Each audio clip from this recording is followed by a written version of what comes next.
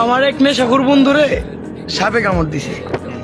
সবাই মিলা নিয়ে গেছি জোরা হসপিটালে ভর্তি করাম।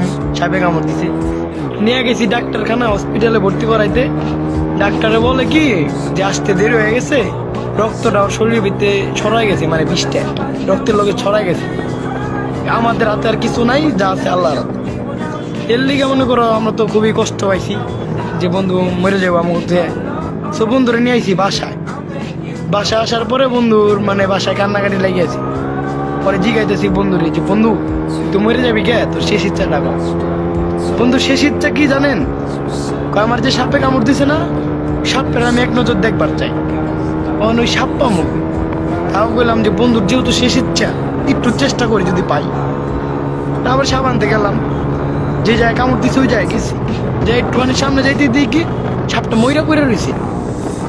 মানে পরে মরা সাপটা নিয়ে বন্ধুর বাড়িতে লইছি। বন্ধুরে বললাম এই যে দেখতো বন্ধু এই সাপটা নেই। বন্ধু হ্যাঁ এটাই তো সাপটা। মানে আমাকে মনে প্রশ্ন হলাম যে সাপটা আমার লগে আর বন্ধু এতক্ষণ বাঁচার লোকে। এর লেগে সাপটারে আর বন্ধুর লইয়া ডাক্তারটা গেছি। মানে ডাক্তার সাপটারও টেস্ট করলো, বন্ধুরও টেস্ট করলো। পরে ডাক্তারের নিউজ শুই না মনে করেন আমিও শেষ আপনিও শেষ হয়ে যাবেন। ডাক্তারে কইলো কি যে সাপের বিষের থেকে আমার বন্ধু এমন পরিমাণে নেশা করছে, ওর রক্তের বিষটা রক্ত রয়েছে আর বেশি বিষাক্ত।